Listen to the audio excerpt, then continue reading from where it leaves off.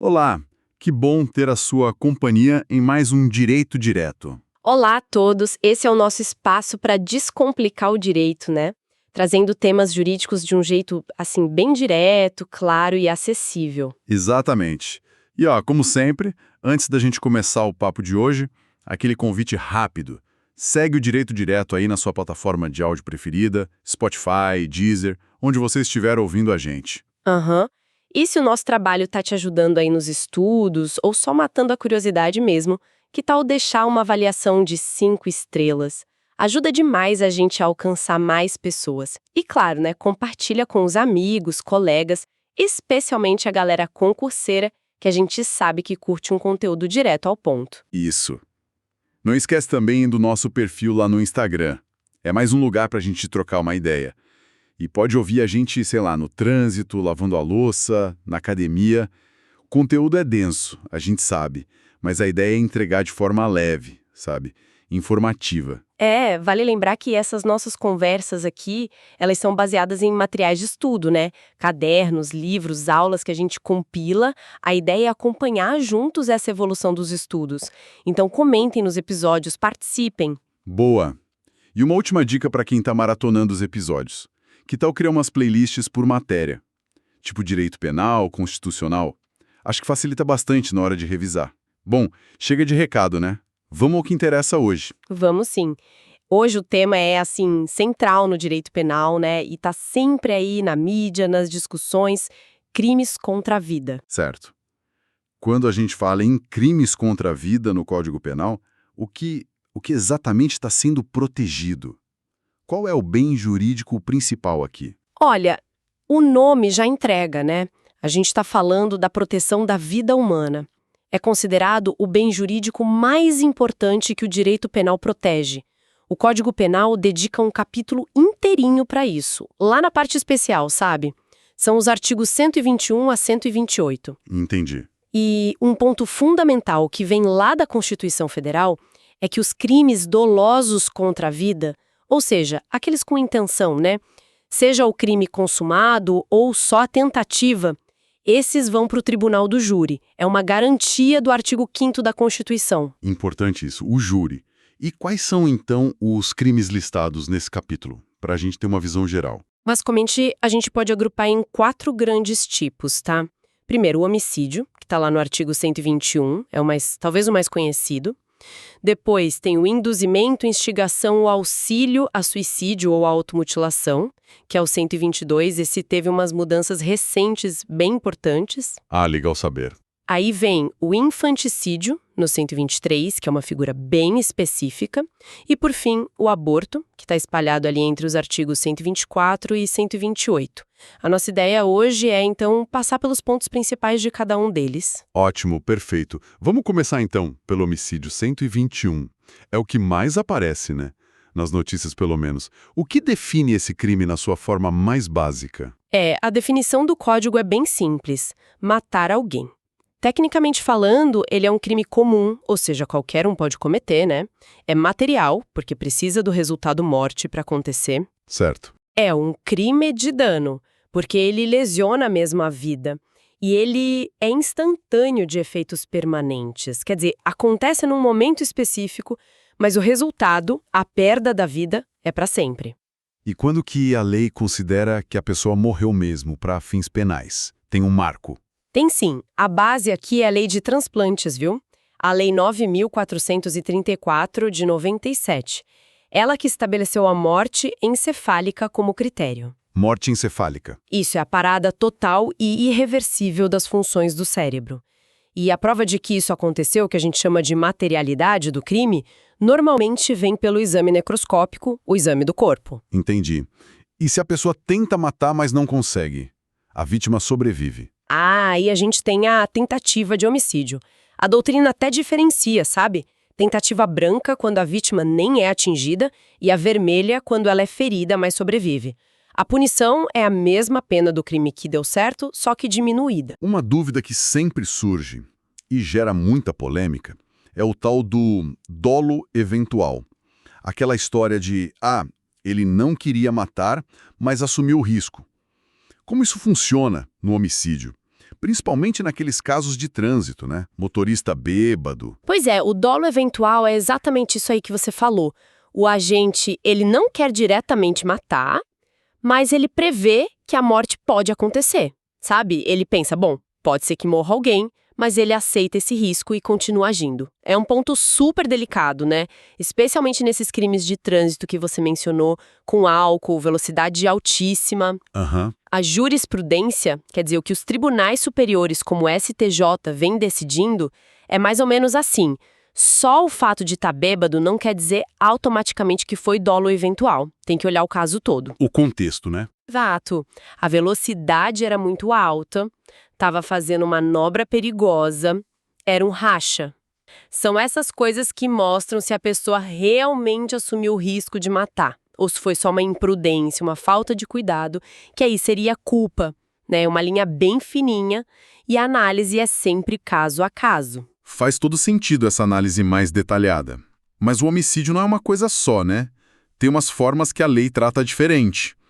O privilegiado com pena menor e o qualificado com pena bem maior. Vamos falar primeiro do homicídio privilegiado.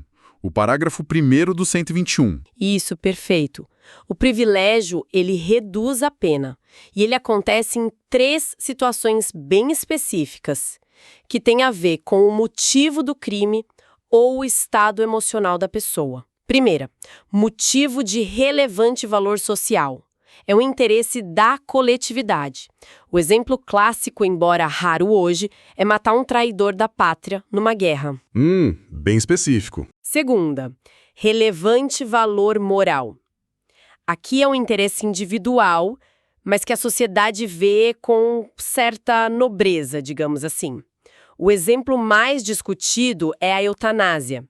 Matar por compaixão alguém que está em estado terminal, sofrendo muito e que consente com isso. Ah, a eutanásia entra aí.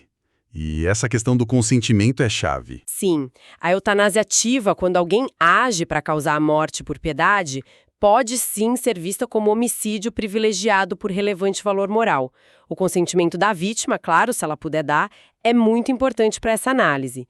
Mas é bom não confundir com ortotanásia, tá? Que é quando se para tratamentos inúteis para deixar a morte natural acontecer.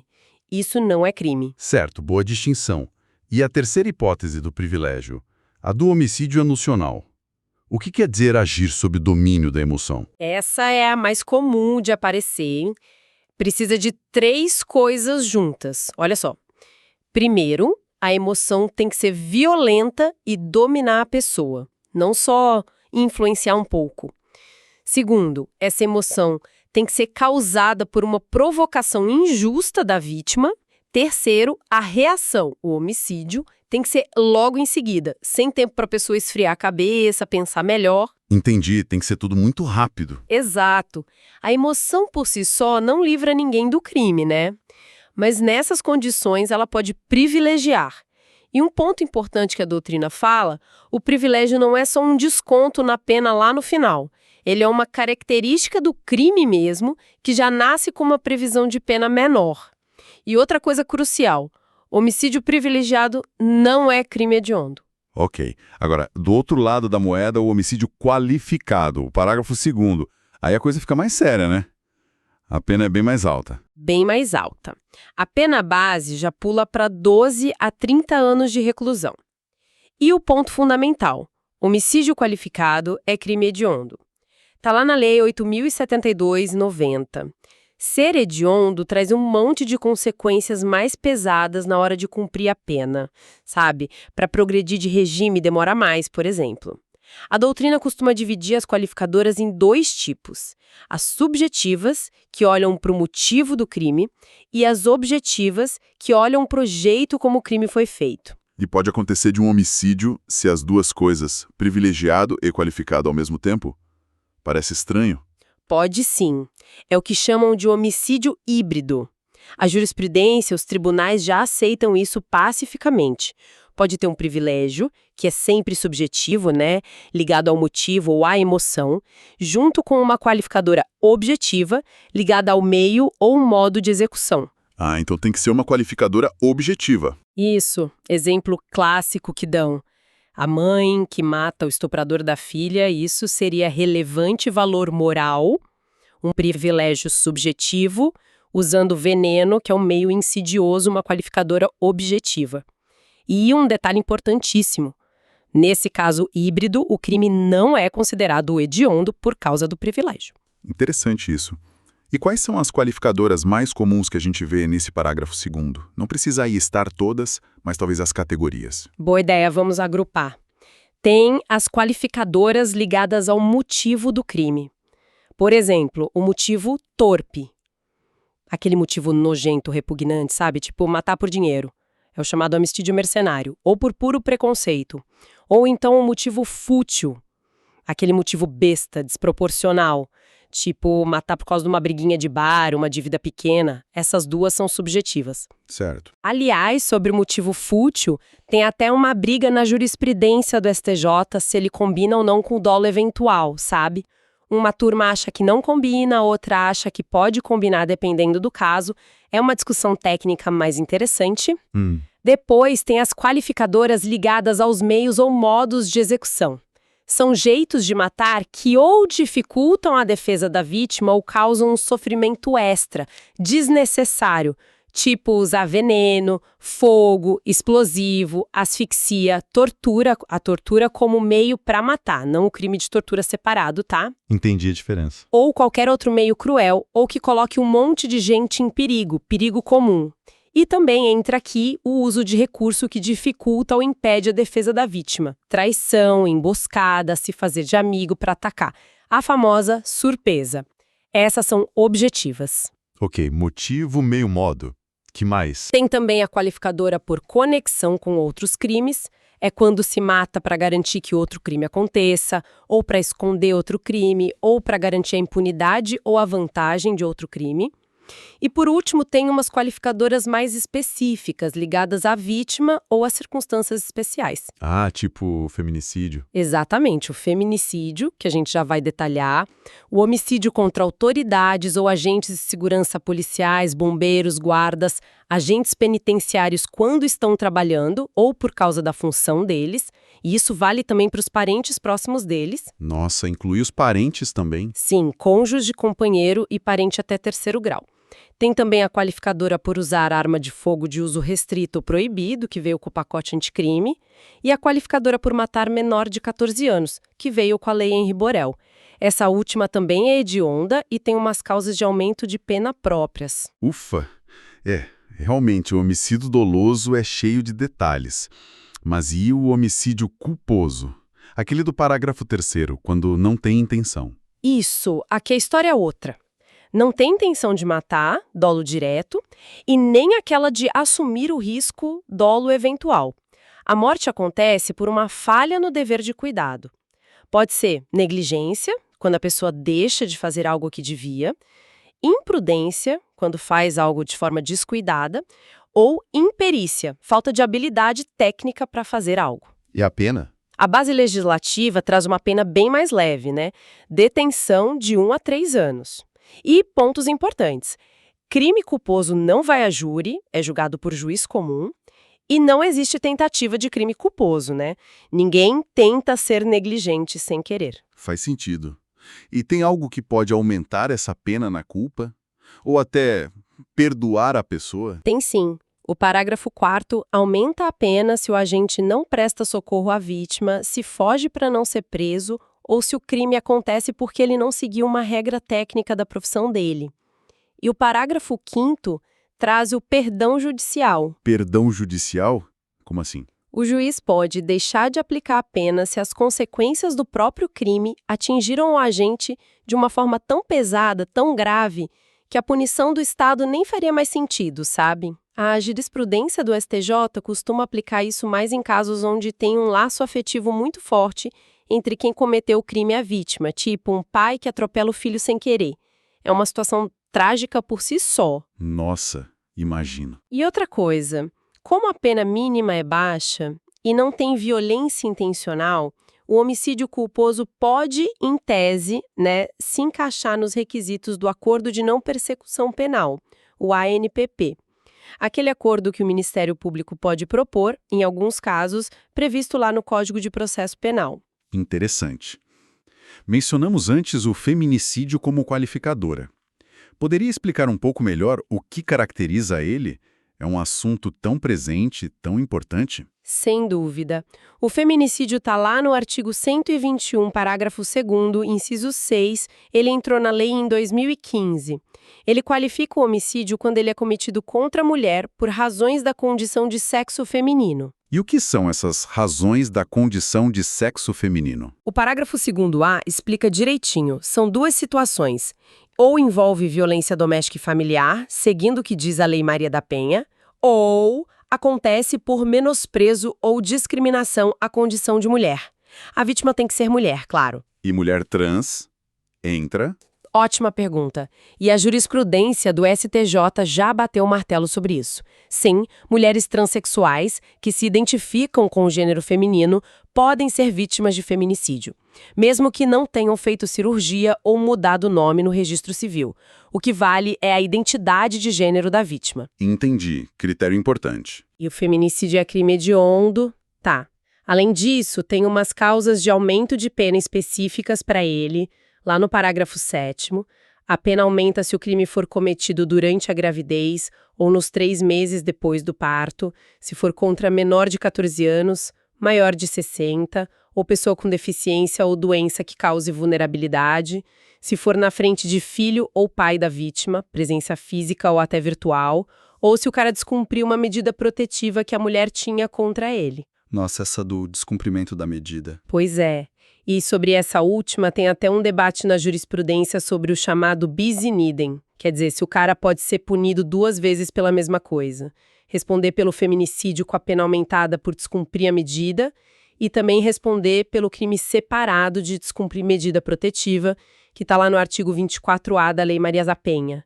É uma questão técnica ainda em discussão. Muita coisa no homicídio, hein?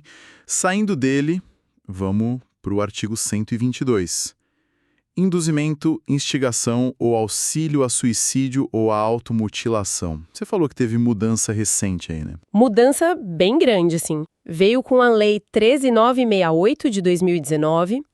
Antes, para ter crime no 122, a pessoa que foi ajudada ou instigada a se matar tinha que morrer mesmo ou sofrer lesão grave. Agora não. Mudou como? Agora, a lei pune a simples conduta de participar. Ou seja, só o fato de induzir alguém, criar a ideia na cabeça da pessoa, ou instigar, reforçar a ideia que ela já tinha, ou auxiliar materialmente, dar os meios, tipo a corda, o veneno, para que essa pessoa cometa suicídio ou pratique automutilação, só isso já é crime, mesmo que não aconteça nada de grave com a vítima. Ah, incluiu a automutilação também. Exato.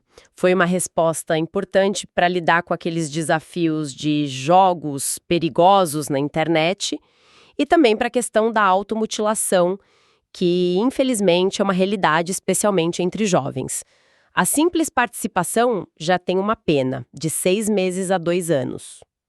Entendi. Mas tem um detalhe. A vítima precisa ter um mínimo de capacidade de entender o que está fazendo e de resistir à influência.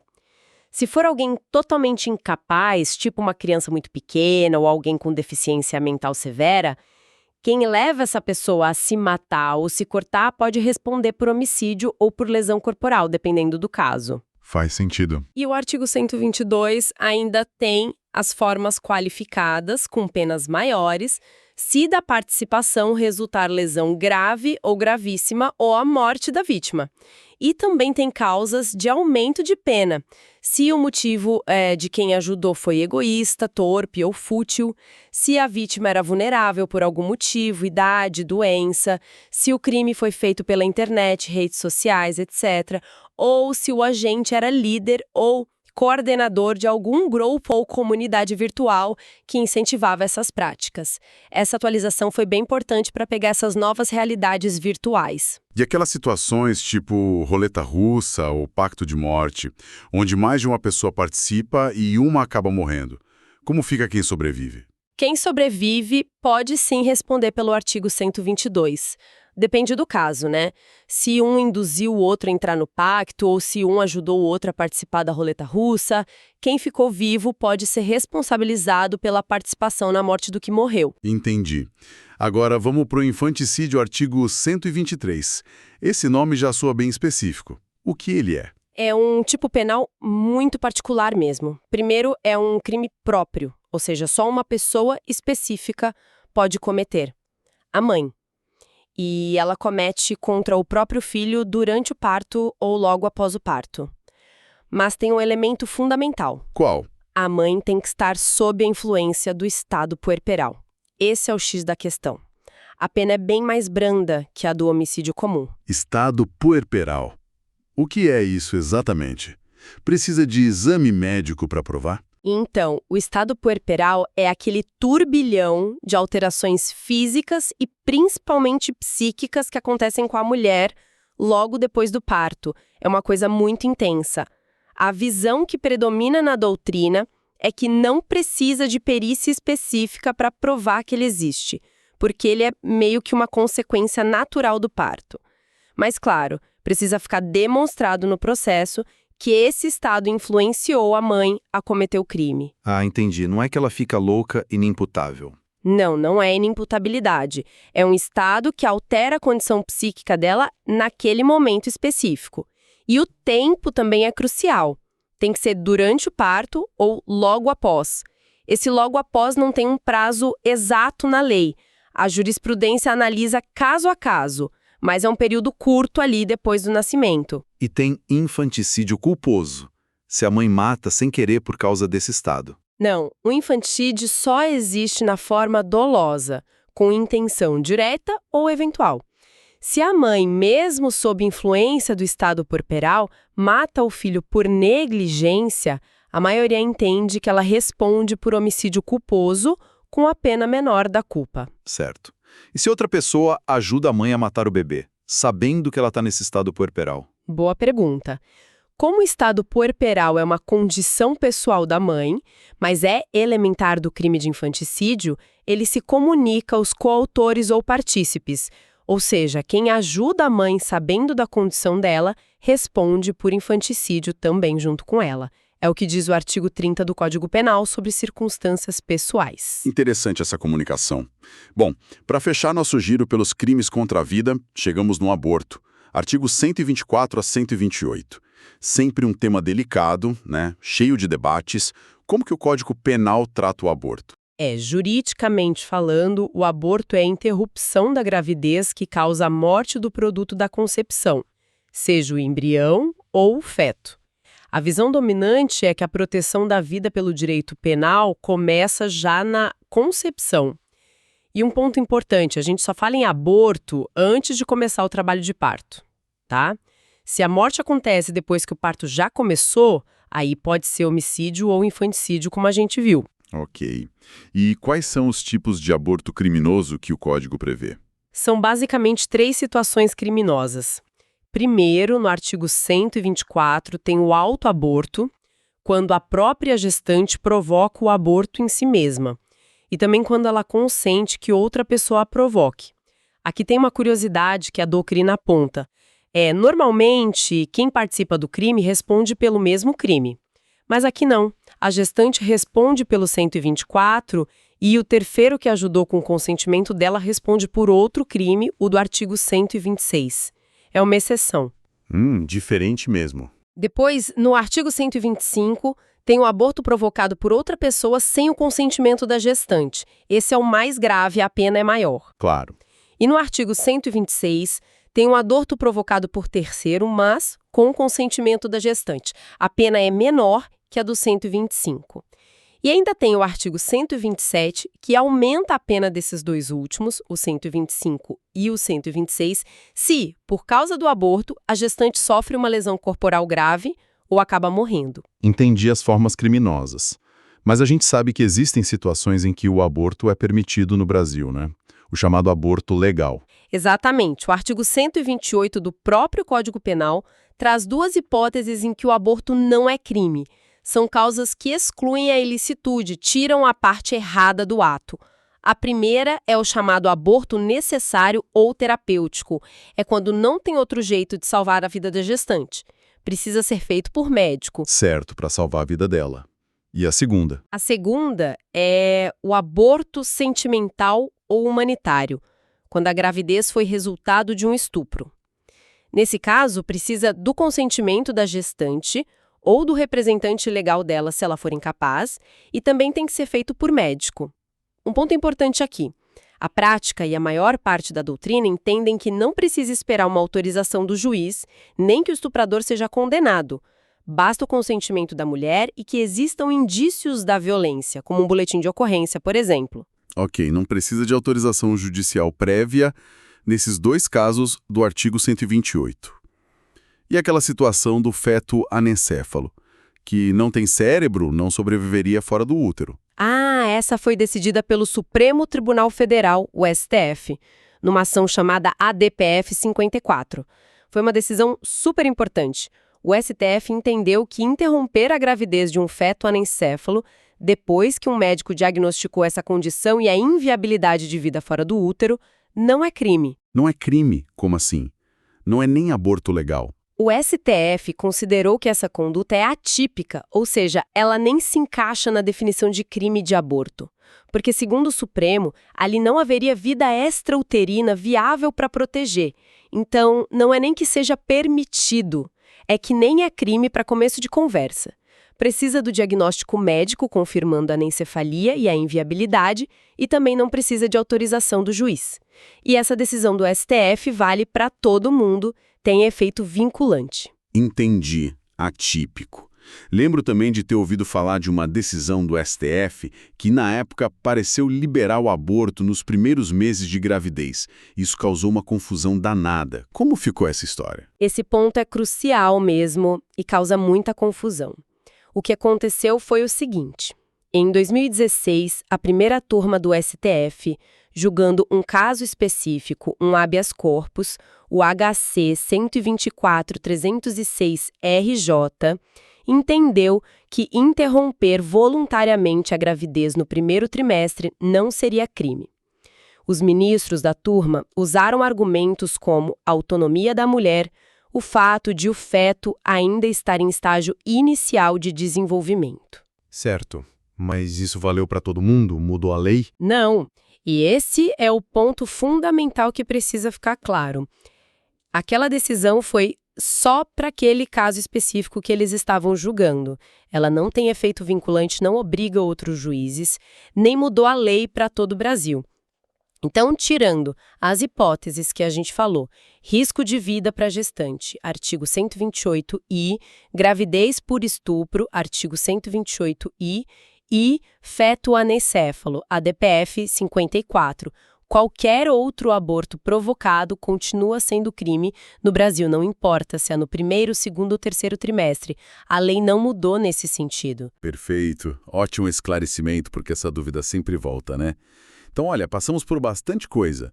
Homicídio, com todas as suas formas, simples, privilegiado, qualificado, culposo, e o feminicídio, o induzimento, instigação ou auxílio ao suicídio ou automutilação, com as novidades da lei, o infanticídio, aquele crime bem específico da mãe no puerpério, e o aborto, com as figuras criminosas e as exceções da lei e do STF. Foi uma análise bem completa, hein? Foi sim. São crimes que mexem com o bem mais precioso que o direito protege, que é a vida, né? E cada um tem suas regras, suas exceções, suas complexidades. É fundamental entender bem a diferença entre dolo e culpa, conhecer as qualificadoras que aumentam a pena, os privilégios que diminuem e as situações em que o próprio direito diz que não há crime. E a interpretação disso tudo pela doutrina e pela jurisprudência está sempre acontecendo, porque os casos reais são sempre cheios de nuances. Com certeza. E para a gente fechar com uma reflexão, talvez. Diante de tudo isso, né? Tantos direitos e proteções importantes em jogo, a vida desde o começo, mas também a autonomia das pessoas sobre o próprio corpo, a dignidade humana em casos de sofrimento que parece não ter fim, a necessidade de proteger grupos mais vulneráveis. Como que o direito e nós, como sociedade, podemos continuar buscando equilíbrio nisso tudo? Como pesar esses valores que às vezes parecem entrar em choque, de um jeito que seja justo, que seja humano. Fica aí pra gente pensar, né? Excelente reflexão para a gente terminar nosso papo de hoje. E com ela, chegamos ao fim de mais um Direito Direto. A gente espera que essa nossa conversa sobre os crimes contra a vida tenha sido útil, tenha esclarecido alguns pontos para quem nos ouve. Muito obrigado pela sua audiência. E não esquece, segue a gente, avalia com 5 estrelas se gostou, compartilha com os amigos e dá uma passada lá no nosso Instagram também. Isso aí. Continuem acompanhando nossos estudos por aqui. O feedback de vocês é super importante e ajuda a gente a melhorar sempre. Até a próxima!